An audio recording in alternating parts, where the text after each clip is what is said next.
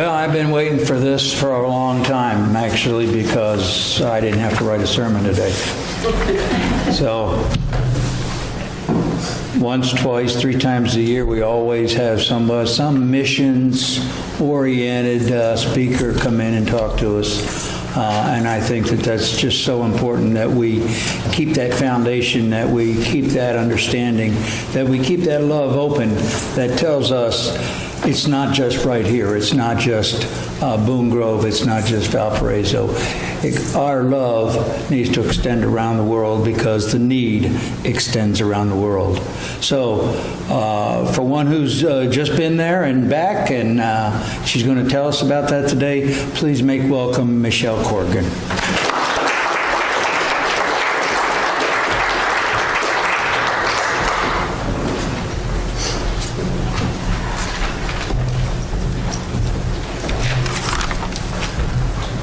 Good morning. Bear with me. I've been over this a million times trying to figure out what exactly to say and how to go about it because this trip was very overwhelming to me. Basically, it started back in November of 2016. A friend came to me with, I'm a runner, and she said, hey, I got this race I'm doing. It's called Running Dresses for Dreams, Uganda. I was like, all right, I really don't care what the name of it is. It's a race. I'll do it. And so I did the race. It was fun. And she said, you should go. This race, it helps provide hygiene kits for girls. So she talked to me a little more about it over the year. On August 22nd, I took a leap of faith and I filled out my application to not only be a part of the Dresses for Dreams race, but to be able to hand out those hygiene kits that we raised the funds for. So by taking that leap of faith, I filled out the application, I sent in my money. She was like, it's gonna be a good time, we're gonna do it together, we're gonna have fun with this. So that was in August. Started raising my funds. In January, she was like, hey, sorry, can't go. I was like, excuse me? I knew no one else because this wasn't through my church. It was just through another organization. There was 10 of us from all over the country that were going. I thought, how in the world am I going to go on the other side of the country, absolutely alone, traveling from Chicago to Amsterdam, not knowing anyone, and not even knowing the people that I'm going to meet in Amsterdam? So I thought, well, I don't have all my funds raised. If it's God's will, it'll happen. If it's not, it won't. So I didn't really pursue anyone else to bring me money. I just kind of went, it's going to happen, it's going to happen. If it's not, I'm not going to lose sleep over it. So it was about a week before the money was due, and I was at church. I was kind of preparing myself to, tell them at the end of the week that I wasn't going to be able to go, and someone from our church came up to me and gave me a very large check. I started to bawl. I looked at my husband, I went, now what do I do? Like, I have to go. So then my anxiety kind of went in because I went, oh my gosh, like I wasn't really preparing for this, and now in 20 days I'm going to be leaving this country alone. So that's where it all began. He started praying with me on a daily basis, Matthew 20:28. For the Son of Man came not to be served, but to be a servant. And so this just kind of resonated in my mind. So got on a plane, 24 hours of travel time. Then once we landed in Entebbe, we had another 45 minutes on a long, bumpy dirt road to our lodging. Got to our lodging. At this point, I didn't even care what our lodging looked like because I just wanted to sleep. Because you can't really sleep on an airplane. You can't really sleep in an airport. I was very, very, very tired. Only to be told that I had to get up at 8 o'clock the next morning. This was definitely not a vacation. It was a mission trip. So this was day one. This is the first place that we went, which we went to 9 different schools. And this was the first school that we went to. And it blows my mind when this picture was taken and shown to me. We were all very, very tired. But the kids that were there, they just resonated love. and they saw my phone, and they speak English, and they kept saying, photos, photos, photos. And so I was like, you want to take photos? And they were like, yeah. So, they all gathered around, and when they see a camera out, they all gather around. And one of the gals that was on our trip was, she was a photographer, and so she actually took this picture, and it just set the tone for the rest of my trip. I mean, this was day one, no sleep, and I can't even tell you. I mean, the picture says it all. So this was our team. The picture at the top was actually on day one as well, the team that we had, and the picture on the bottom was at the end. And I kind of look at those pictures a lot because we didn't know each other at all, basically, on this picture in the top. And at the end, we bonded together from all over the country, and we were the hands and feet of God, just serving this country, and it was so much fun. Here's basically our itinerary. February 22nd, started the travel, and we were going every day. There's about 9.5 hours difference, I think it is, 9 hours difference between here and there. So imagine getting there, being completely jet lagged, and like it's 2 a.m. here, and it's like 6 p.m. there, and the time is just crazy. So trying to be able to get on their schedule was difficult at the same time. But this schedule that we had allowed us to basically be going, and when we got home, we had no choice but to go to bed because we were exhausted. And this is one of the schools, and those are all the children of the school. So here, in this picture here, you'll see this bottom one is what they call is their youth council, and these are kids who they're now grown, but they've come up through the system, so I say, in Uganda, and they've been through the schools, and they want to do more. They want to do better, and so Field of Dreams has kind of given them hope and said, we'll give you what you need to go on to secondary school or get a job or, anything like that. And the picture in the top is actually one of their youth council meetings that they were having that we were able to attend on Sunday afternoon. And this here is one of my favorite stories that came out of Uganda. This young man, his name is David, and his smile is absolutely contagious. David is now 21 years old. He lives in Kampala. At the age of 6, he was abandoned by his father, and then he lost his mother. And so he spent most of his life either on the streets or as an orphan. Didn't have the funds to go to school. He didn't have the funds for supplies, uniforms, things of such. And he didn't see that as something that was a sad story. He saw that as something to live by. He wanted to do more. He got involved with the school, and Field of Dreams, they have what for the youth council, they have, have you ever heard of Shark Tank? Well, they have what they call the Hope Tank, and it's very similar. The kids, they pitch their ideas, and then they find a winner, and then with that, they give them the funds for a startup business. And David's idea was to sell flavored popcorn. And so he pitched his idea, and his idea won. And so we were able to, that was pitched in December, and he won in December. And so when we went back, we were able to go back and take the shirts that he's wearing. I was going to wear mine, and I wasn't sure this one or that one. But anyway, the shirts that he's wearing, we were able to take those back to him. And so he can sell those on the streets, number one, as funds to help with his business. And he can promote his business. And the funny thing about all of this is over in the corner, you see he's got a Popcorn Panic shirt. I took some of my shirts over there just to kind of wear, and then I thought, well, once I, got over there, I would just leave them there, and if the kids wanted them, they could keep them. And that was one of the shirts I took, never knowing that this whole Shark Tank, Hope Tank thing was happening, and that he was the winner. I didn't know any of that. And so when he saw my shirt, he went, Aunt Michelle, I need your shirt. And so I gave him my shirt, and he ended up taking my shoes that matched my shirt too by the end of my trip. But he wears it proudly. He sends me pictures every now and then of him wearing it. But those are one of the big stories that comes out of that is he didn't see like his life as something that was horrible. He just looked at it as, this is something that I can live off of. And we have been able to help him. And now he has he's a street vendor. And so he has popcorn that he sells on the streets, and he flavors it, and everybody loves it. And so he's able to kind of help his family grow now with that.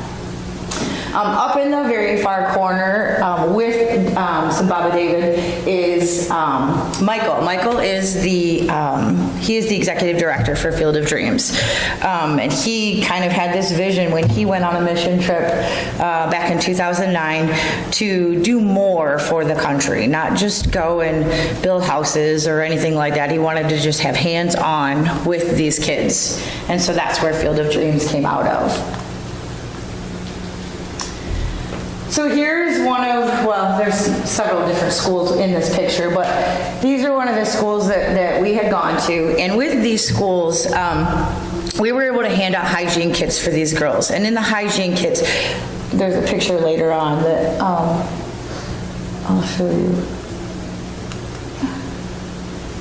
So here, with the hygiene kits, they have changing rooms. Over there, they have classes outside, or they have classes in a room that's probably the size of probably your bathroom. I mean, they're very, very small. They stick unbelievable amounts of kids, like nothing like here. Like, I walked into a classroom and I think there was 60 kids in a classroom that probably should have had like 15 in the States. So they give these changing rooms to the girls so that when it's their time of the month, they can actually go somewhere private, have a private room, be able to change, be able to clean up, and just kind of keep themselves a little cleanlier. They have outhouses, or they call them squatty potties. So they're not very clean, one of our ladies lost her phone in it. It was just not a good thing. So definitely don't want the girls going in there, and just having to deal with it. So we gave them something nice, put on the walls, there's just different things to kind of give them reminders that they're special and that there's hope for them, and that they mean something to this world. And here, this is the hygiene kits that we give them. The girls get a book, it's called Girl Talk, and it kind of goes through what to expect if they haven't already started. If they have started, reminders on what to do, how to take care of yourself, that kind of thing. And then we also give them a bucket, and it's called an Afro pad. It's a washable pad that they'll get. In the bucket, they can wash their pads in the bucket. And then there's also like clippies that they can hang their pads and dry them. We give them soap. We give them 3 pairs of underwear. We give them a card that shows that they are a woman of substance and that they are meaningful and that they are loved. And then they get a bag that goes with all that they can carry that to school or whatever, and it kind of keeps it all private for them.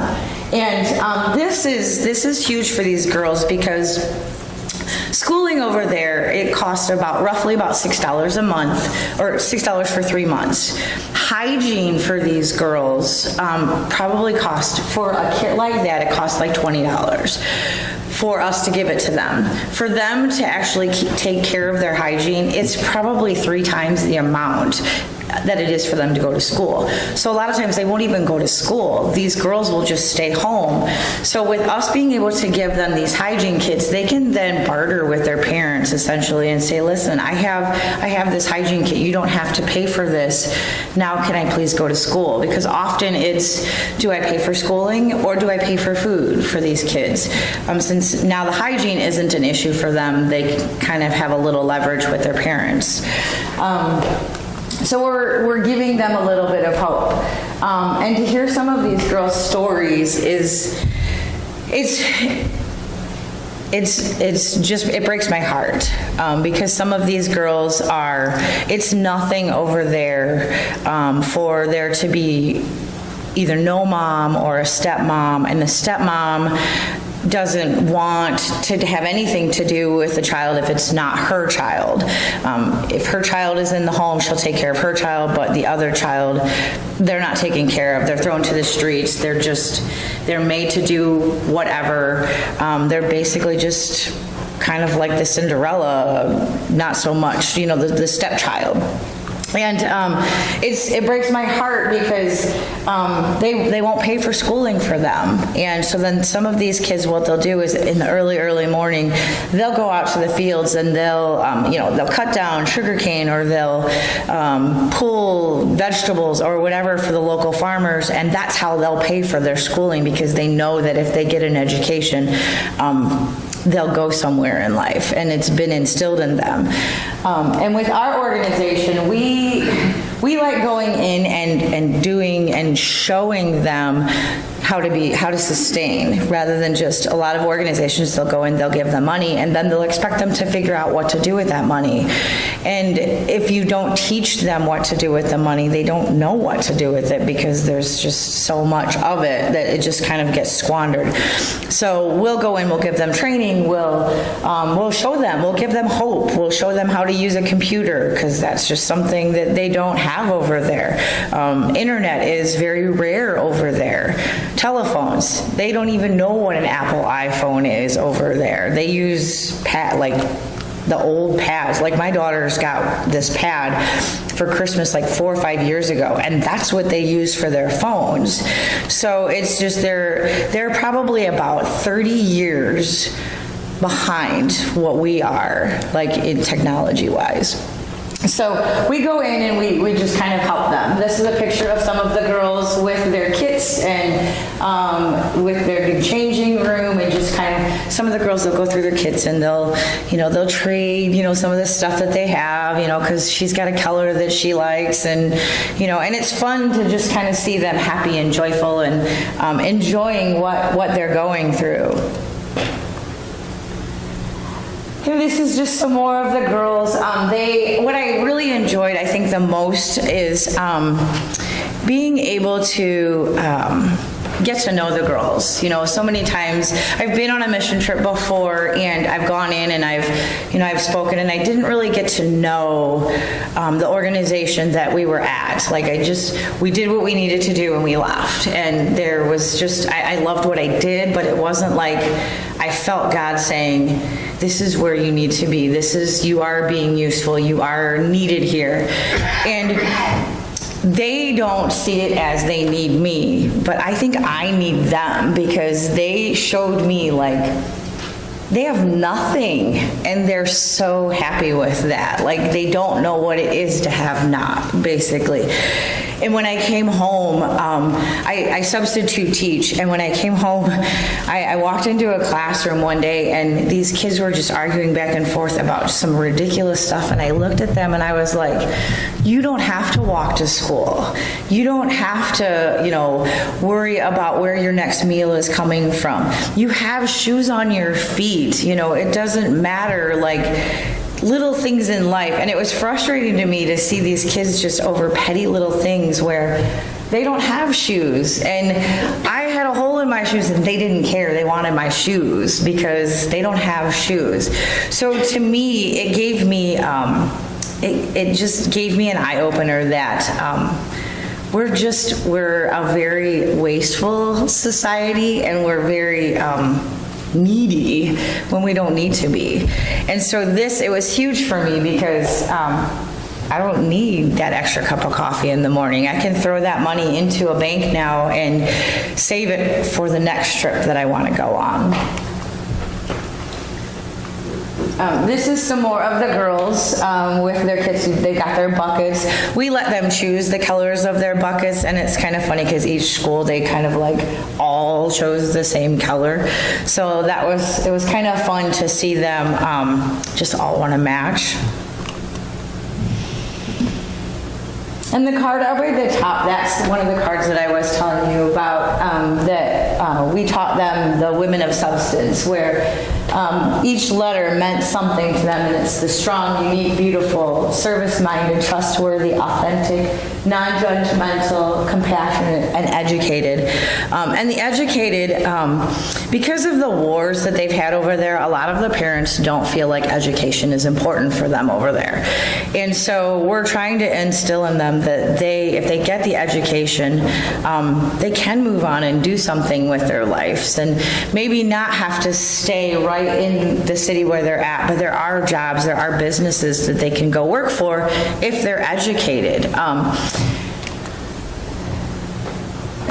And so just kind of showing you a little bit about like their living arrangements that they have. This here is one of the villages that's right off of one of the schools. And that's basically, one of them is like their living, their bedroom, and then one is the kitchen, and then their living area that they will stay in if it's like raining outside or anything like that, but most of their time is all spent outside. This here is their kitchen, and the one on the far is that's their, the name that they call it, they break it up and they make their tortillas and things of such out of it. So when we were walking by, if you can see all the way up in the top there's a chicken that's pecking at that. So I was kind of like, are we gonna eat like that kind of stuff? And they don't think anything of it. That's just normal for them. So, but I don't cook to begin with, and I don't know how I could cook in a kitchen like that, that's for sure. But the food that they make is amazing, I have to tell you that. And so here's just some of the basic roads that they have. There's a woman that's how they walk, with their bananas on their head. And it really is, I mean, in all honesty, it really is a beautiful, beautiful country. It's very impoverished, but it's amazing that something so impoverished can be so beautiful, because it really is a beautiful country. And here's this, I'm a runner, and so I'm in the midst of running or training for a half marathon. And so that was one of my concerns, is how am I going to continue to do this while I'm gone? And this road right up here in the corner, that was actually right down the road, or on the road of the housing that we stayed at. And so we grabbed one of the gals that's from the organization, who's a native of the area, and I said, okay, me and Robin, we both want to run in the morning, will you come over here? And she's like, sure. So that she knew the area, because we went out one morning and we got lost and thought we probably shouldn't do that again, because it was really a scary experience. So, but most of the roads are all dirt roads. There are a few, there's the China is coming in and giving some money to them so that they can start trading with them. And so they're coming in and giving them money to build some roads and things of such. But most of their roads are all dirt roads, very bumpy dirt roads. We lost a tire one day on our van that we were in, and another day we lost an axle. So we had a few hiccups on our trip, but nonetheless, it was still fun. Gave us something to talk about. Up in the far corner there, that's off of one of the highways. That's just cattle grazing in the middle of the roundabout that they had. It's just, that's normal. You'll see cattle, you'll see goats, dogs, just animals kind of wherever. So I thought that was really kind of interesting. And a couple weeks ago, I seen some goats in the middle of a cornfield somewhere, and it brought back memories of all of this, because it's not normal to see that. And this is towards the end of our trip, and these, I have to say, these kids are, there's so many of them. Each of the schools, I think, had a population of anywhere from 500 to 700. While we were there, we gave out over 2,000 hygiene kits.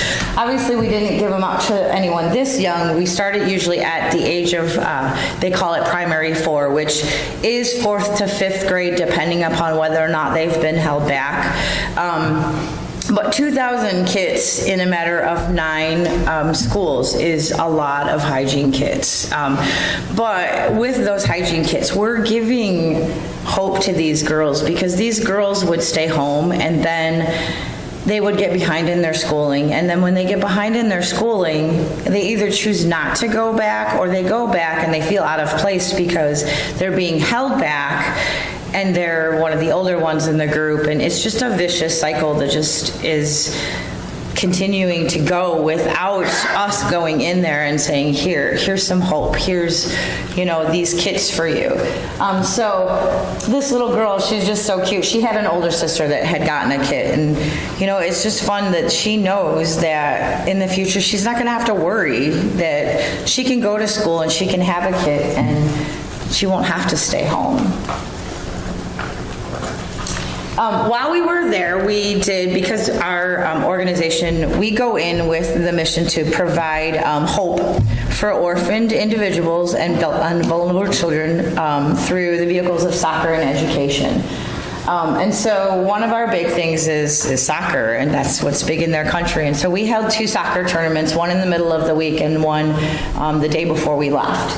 And so these are some of the kids. It's something for them to just enjoy and relax and have a good time with. And what I thought was completely ironic was this young man over in the far corner in the white shirt. I'm a graduate of Andrean High School. He has a shirt on from Andrean High School. And when I initially saw it, I was like, I know that crest. And so I walked up to him and I was like, I went to school there. And he's like, really? And I'm like, I am not kidding you. That's my alma mater.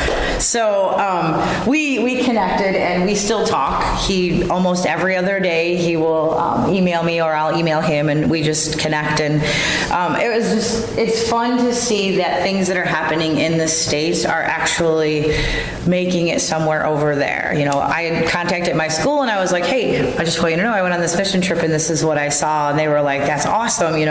We did that 2 years ago. We sent the stuff over there. So it's fun to be able to see that things are really flourishing for them. This was the last day that we were in country. This gentleman here in the middle, he is one of the youth council men. He's going to go on to secondary school. He wants to become a lawyer, and so we are going to help him with the funds to be able to do that. His father had been killed, and he had watched his father die, and in the midst of an argument because of land. Over there, if you settle on land, it's your land, whether it's something that you own or not. And it was his dad's land, someone else set it on it, and they started an argument. So this young man, because of that, wants to become a lawyer so that justice can be served to those who deserve it over there. And so it was kind of cool to hear his story, because he doesn't use it as a negative. He uses it as a positive. And his outlook on life is amazing. So, I know I've probably rambled a lot and I have missed a lot. And so if you have any questions, please feel free to ask me. But with Field of Dreams, this is one of their fundraisers that they have. And this fundraiser is solely, the money that's raised from this solely goes to the girl empowerment kits and the hygiene kits. This race is going to be November 3rd. It's always the first weekend in November. I have been asked to be the director for this race now, and so I am the Indiana director for Field of Dreams, Justice for Dreams.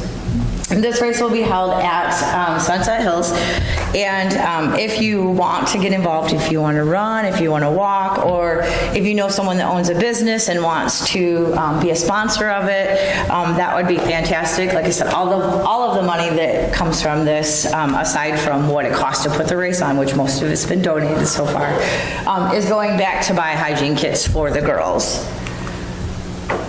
And if you want to reflect upon going back to Uganda, these are some of the trips that are upcoming.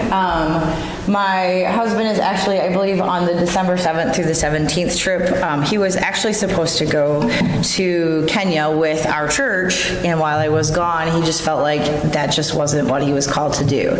And for whatever reason, he felt like he was called to go to Uganda where I was. And so when I got back, he had talked to me about it, and I was like, well, you can go. I don't know that I can go back with you yet, but so he contacted the director, and the director said, well, we have a building that we want to build over there for housing for the kids that travel. They walk, some of them 2 hours.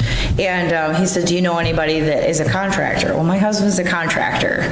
So he's going to go and kind of check out the land and see like how they can build it and things of such like that. So he's probably going to be going on that December 7th trip. I probably am not, even though I'm so jealous because I really want to.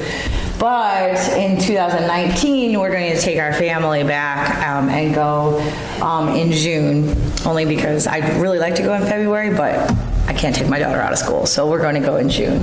But that won't be until 2019. So if you feel like you want to go, there's really, I mean, we have all ages that go.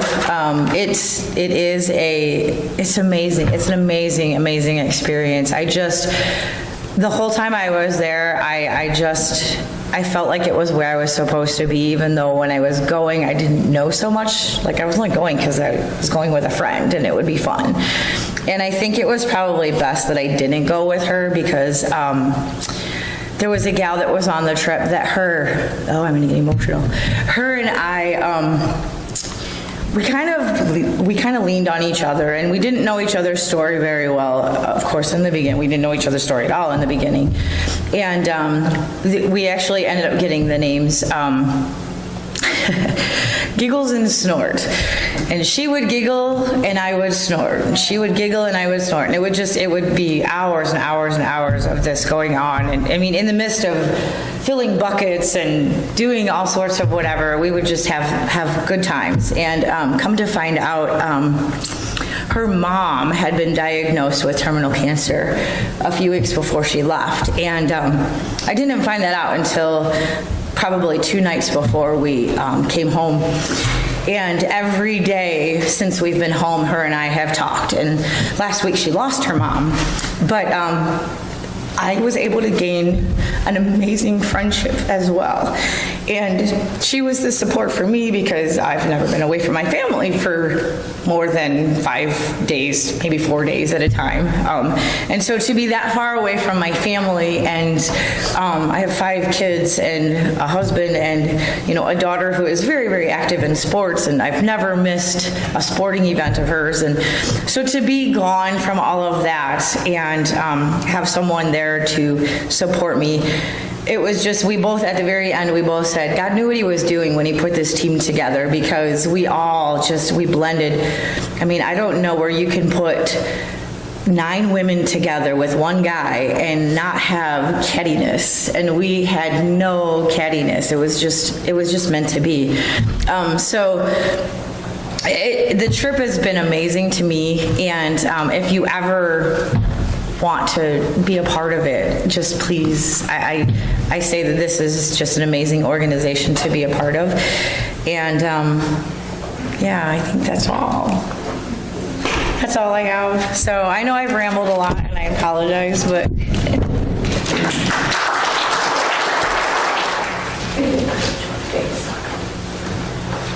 there's only one way to follow that, and that's to pick up your hymnals and sing Amazing Grace.